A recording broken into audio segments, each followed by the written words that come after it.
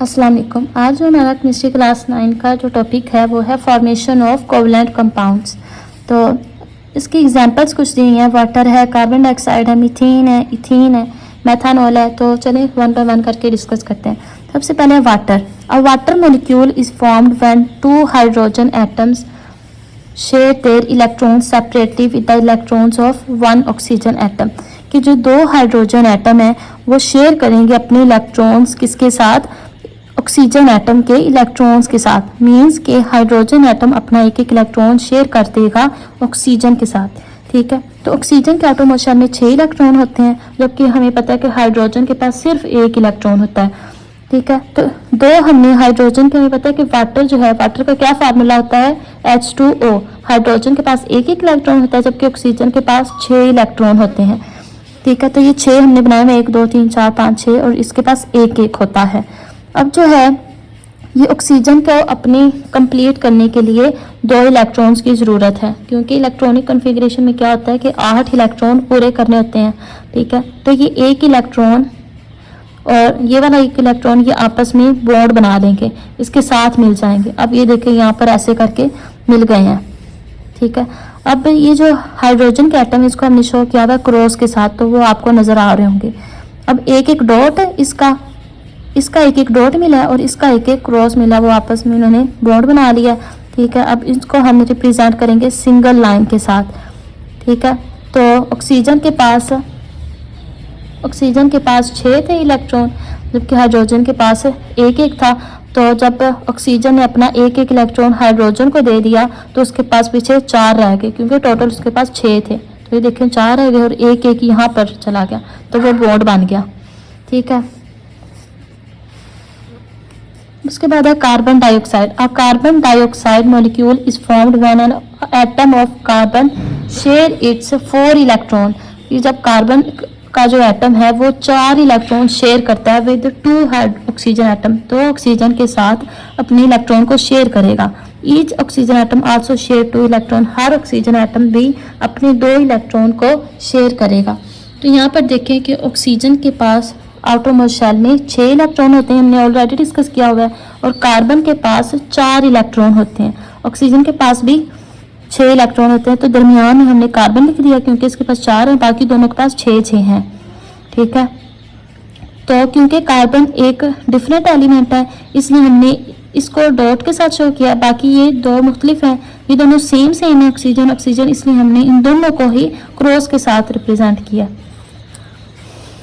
ठीक है, अब देखें कि 2 का इलेक्ट्रॉन का पेयर यहाँ पर बन जाएगा, मतलब कि 2 इलेक्ट्रॉन का पेयर यहाँ पर वैसे ही है, जबकि कार्बन जो है वो अपने 2 इलेक्ट्रॉन का पेयर आपस में बॉन्ड बना लेगा। मीन्स ये क्रॉस और ये डॉट, ये क्रॉस और ये डॉट, यहाँ पर डबल लाइन लग जाएगी, यहाँ पे भी डबल लाइन लग जाएगी, जैसे मैंने आपको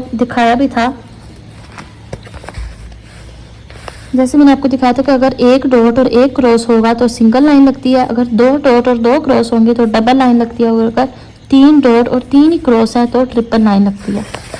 तो इस केस में देखिए कि 2 ही डॉट है और 2 ही क्रॉस हैं, तो यहाँ पर डबल लाइन लगेगी। पहले हमने क्या करना है, इनको आपस में मिला लेना है। ठीक है, इन तीनों को आपस में मिला लेना है और इनके इलेक्ट्रॉन्स को डॉट और क्रॉस के साथ रिप्रेजेंट करना है, और यहाँ पर डबल लाइन लग जाएगी। बाकी ऑक्सीजन के पास 4 रह जाएंगे इलेक्ट्रॉन, वो 4 हमने वैसे के वैसे लिख देने हैं। उसके बाद अमोनिया की है। अमोनिया का फार्मूला आता है NH3। नाइट्रोजन के आउटरमोस्ट शेल में 5 इलेक्ट्रॉन होते हैं।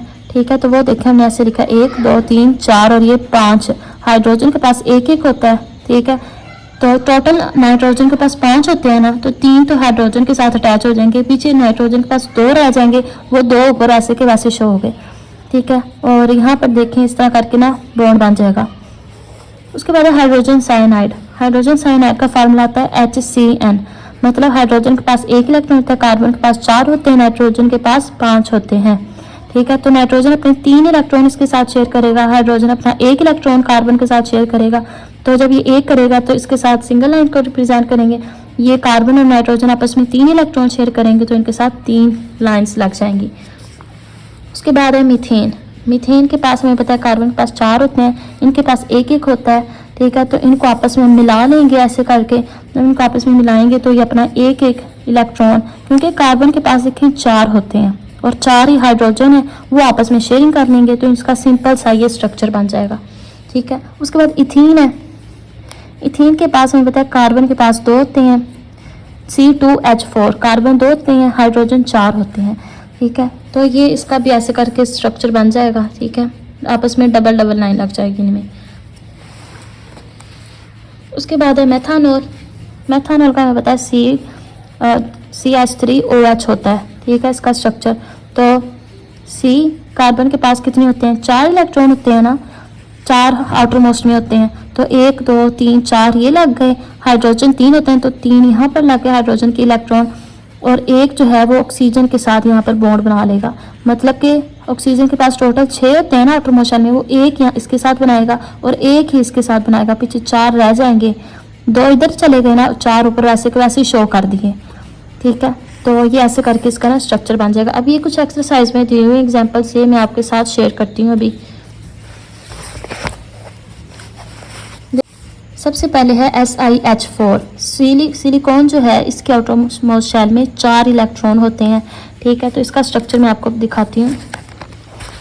तो ये देखें, सिलिकॉन के आउटरमोस्ट शेल में 4 इलेक्ट्रॉन होते हैं। ये मैंने डॉट के साथ शो किए हैं उन इलेक्ट्रॉन्स को, 1 2 3 और 4।